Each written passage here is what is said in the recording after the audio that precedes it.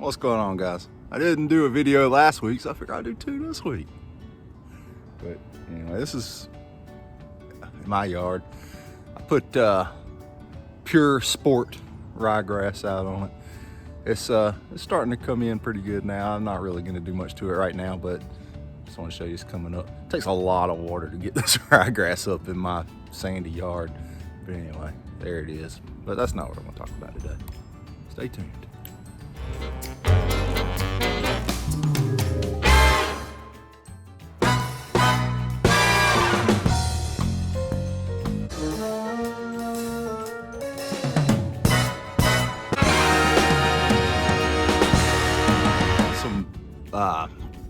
What I kind of call hybrid blades. They're not really mulching blades. They're not really discharge blades. But you see I got that shoot thing right there that I keep on that mower.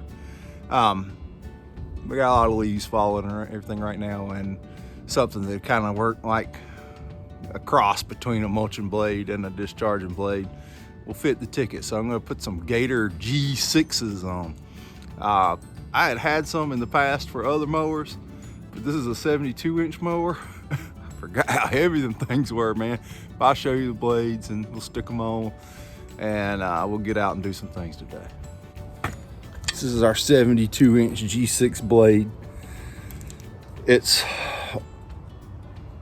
very much wider across here, and the gauge is even a little thicker here than the standard blade. Oops, I can do a part here. There's one out. So you got these little teeth on them. Not really so much for cutting as they are airflow, but hopefully these will help you reduce some of these leaves and stuff when you got the advanced chute closed. And they got this little extra, I don't know what this for, grip. I guess that's just more hardened there or something. I don't really know, but that is a massive blade, and then on top of it, it being a 72-inch mower. So it's a giant blade. Let's stick them on, see what happens.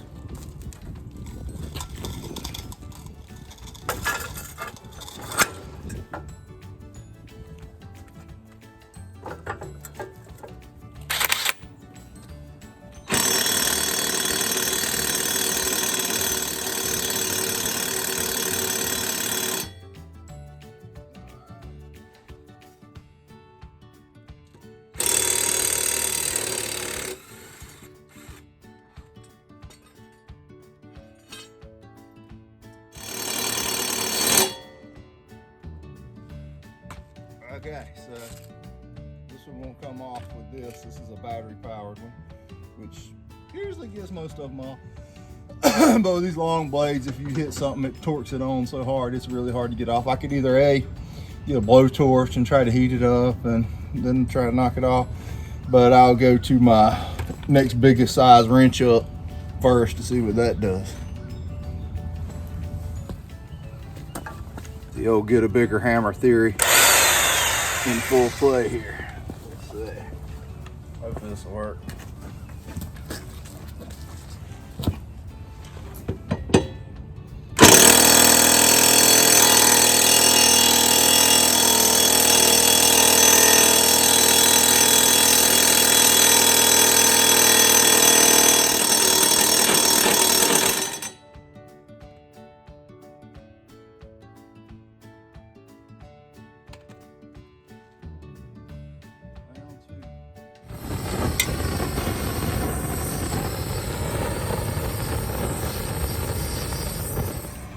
Just heating up that bolt.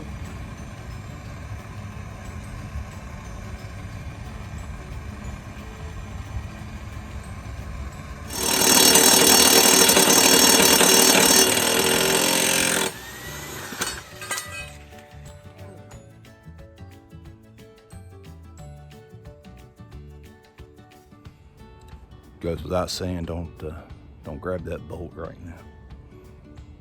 All right, well, I'll show you a comparison to the thickness of this G6 blade versus the blade I just took off of it.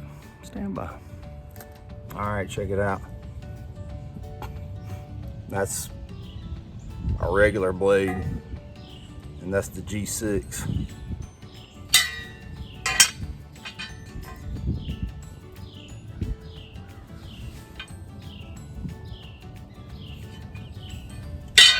Anyway, I'm gonna stick these on and we're gonna get out and go see some yards. Making a follow-up to my seeding here. I got some issues. Thin on some spots. I got some spots that don't seem to really want to be germinating. I tried some stuff today. It's mid-November, so I don't know, man. And we've had tons of rain, so it should be up, but I'll show those to you. But today what I did was put humic and kelp on the whole yard and about 300 pounds an acre of X-Green, the 818 with the ammonium sulfate, sulfate of potash, iron. So it ought to get the color right in what's out here. And I'll show you my issues. Stand by. These little points here on both sides didn't germinate, but what they got in common is these nut trees. I don't know if it could be juglone from the nut shells or what, but I hosed it down with aerate in desperation and put more seed out. So we'll see what happens. I guess the next thing to try is just have them keep these nut shells off of it. See, it did it on both points, and it also failed in these areas in the summer. But last year when I seeded it came up everywhere very nicely. We'll see. Well, we're heading out the driveway here now. Starts looking okay, but you know, okay. Ain't getting it. We want badass. Alright, let me concentrate on driving so I don't drive over into the ditch or anything. The pond. This is where I dump my clippings here. I don't know if you watched the last video, but we had a massive rain and it's a little soft back here. And it's got the walker stuck. Dumping. So I gotta go get something, try to pull it out. Got the fescue out front cut, but the main area, the carpet grass way out front that I usually cut with this, that I was looking to demonstrate the G6 blades with, it's way too wet to get out there. So I'm gonna try to cut this Bermuda back here with. There's a few leaves and stuff out here to mulch up. We'll see how they do. It's not a really good test, but it's all I got.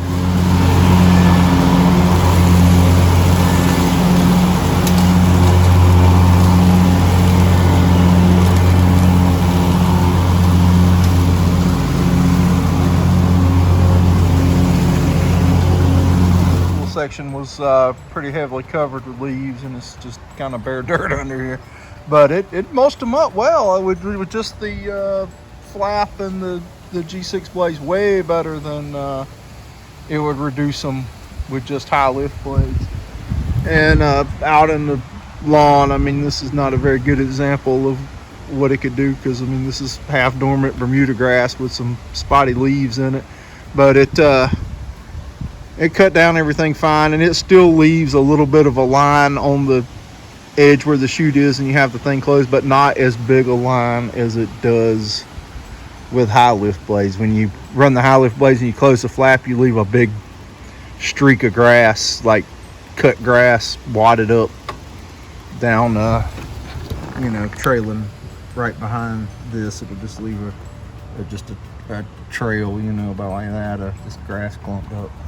Anyway, brief overview on the G6 blades. I'll cover them some more when I get somewhere where it can actually do something. Got done mowing this one. They had a lot of rain here too. It's about 25 miles from where I live, and we had almost 10 inches, and they probably had pretty close to the same.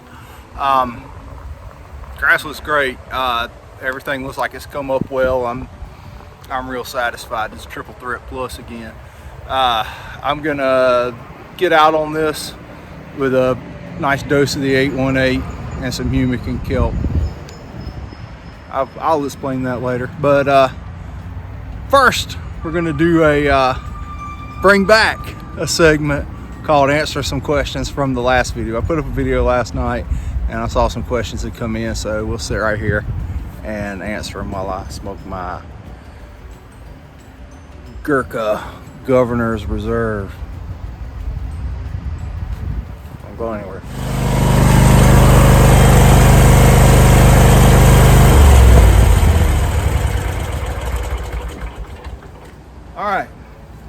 some questions that I roughly jotted down from the last video that came in this morning and last night.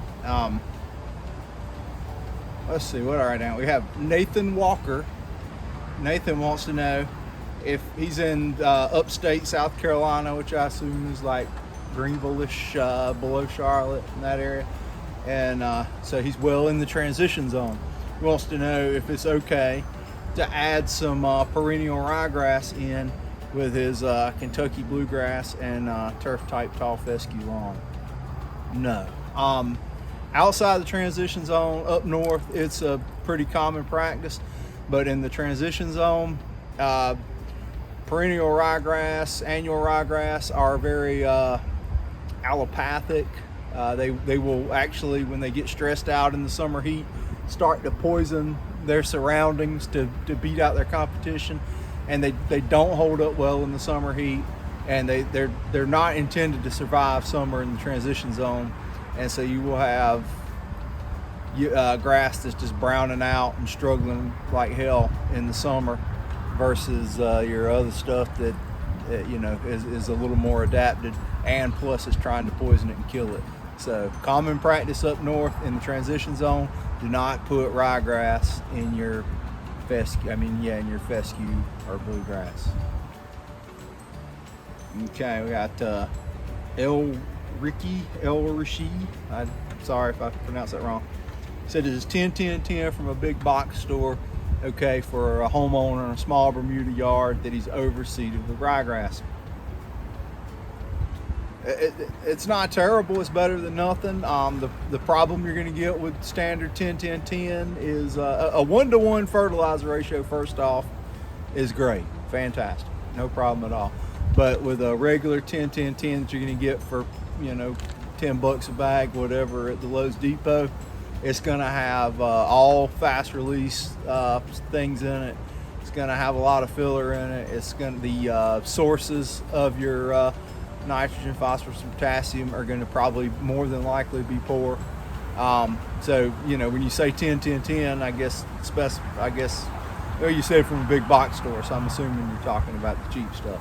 So that's going to probably have just straight urea for the nitrogen, and murate of potash, which is not as good as sulfate of potash. Murate of potash is going to have some chlorine, it'll be a little salty.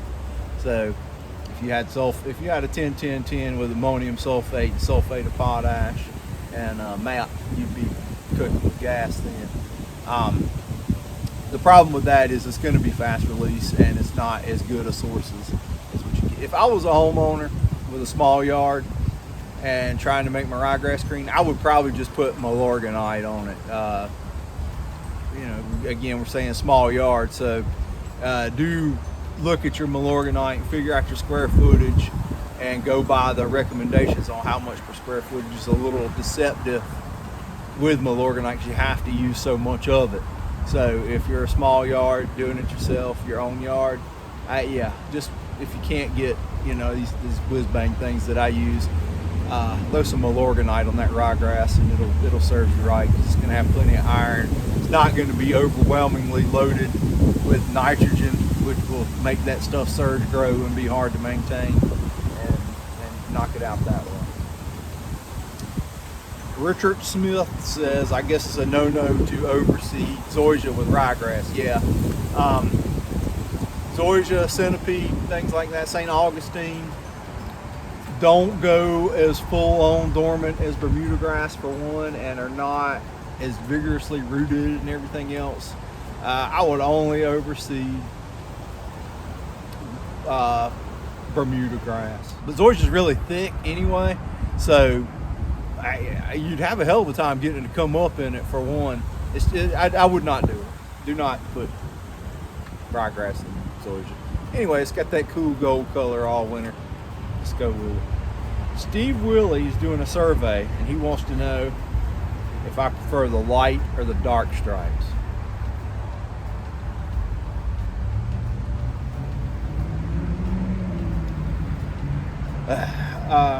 Jay Wyrick says, triple threat for the W. Yeah, triple threat. You've seen the other videos. where Pure Seed has done all the research on their varieties and they've come up with great varieties, and we're seeing really good results out in the field. I saw good results with it last year. It was the first year that I used it. Real quality product for quality results. And I mean, with grass seed, it seems a little pricey on the front end, but fescue seed in general is not that expensive. And after seeing that all that goes in to researching and making these fescue seeds, bringing them to market, it's not nearly as expensive as you would assume it would be anyway. So, you know, don't slack on your seeds on your fescue jobs, because it's going to save you money on the back end for reducing inputs when it comes to fungicides and all that kind of stuff. Is, I guess, the plan. And then, you know, better color out of the gate. You're gonna have to put less fertilizer on it, but or you can even make it better with more fertilizer. That's my theory. Upscale Lawns Monroe. What fertilizer is good for ryegrass? I'm not really big on putting a ton of nitrogen on ryegrass. I mean, unless it's kind of not going where I want it to go. I love the X-Green 818 on ryegrass. Like I said, Milorganite would be great for ryegrass. You're pretty wide open for what you can put on it, but just don't over nitrogen it unless you want to be just a mowing machine. All right, well, now we're going to get to putting out some fertilizer. Looks like it's going to rain again. I'm going to make this really quick because it's going to rain and I got to get this stuff out. So I'm putting out humic and kelp and the X-Green. The X-Green's got lots of iron, ammonium sulfate, sulfate of potash, so it's great for the color on this grass, as well as good source of potassium from the sulfate of potash. So you know, to give this thing everything it needs until the next time I get to it. Humic and kelp, there are studies that show that the combination of humic acid and kelp is really good for pushing root growth and helping your plants be more vigorous. And humic acid has been just overhyped, so it's almost making it to where you feel silly using it. And humic acid works. It does good things, and the combination of humic acid and kelp is a proven, and I've seen with my own eyes that it works. The problem that I'm seeing with humic acid is just the over hyping and just everybody beating it to death saying it's the greatest thing ever. It's fine. It's a good tool. Man, the wind is howling. I hope it's not missing. It's a good tool to help you, but it's not a substitute for good agronomic practices. If you're not getting the NPK down, if your pH is wrong, I mean, humic acid is not going to fix. Agriculture uses plenty of humic acid. You can look around. Everybody's in agricultural chemical manufacturing has some kind of humic acid to sell their customers. I get mine for the most part from Helena, something called Hydrohume, and I get the agricultural kind because it's cheaper and it's the same damn thing. My experience is using humic acid. It's a good chelator. So if you've got locked up nutrients or anything else, it can help you loosen those up and get them going. Usually the biggest result I see from it is when you come to a customer for the first time and you spray it out and there's not been really a lot done to that yard. You get this huge flush because it's unlocked things and got some things moving, but you'll never get that again. You'll never get that giant result again. So, you know, when you get a new customer, go in for the first shot with some humic and kelp and a fertilizer, and it looks like you set the world on fire. It looks awesome, but you're never going to get that huge jump out of it again, or at least that's what I've seen.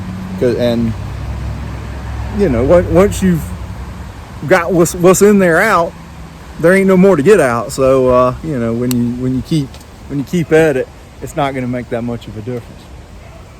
Well, anyway, I'm gonna get going on this and get my application made.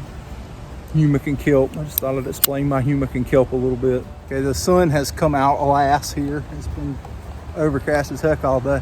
This fescue's done great, man, and I'm thrilled, but I got my application down on it. We'll see where it goes from here. I'll give you a little tour around. We'll look at some of it. This is the main circle out here. It's pretty strong. And then this section back here, that's pretty good. Put a little seed in that spot. Anyway, so far so good. All right, well, I mean, I do the maintenance here, so I'll be back every week to check on it.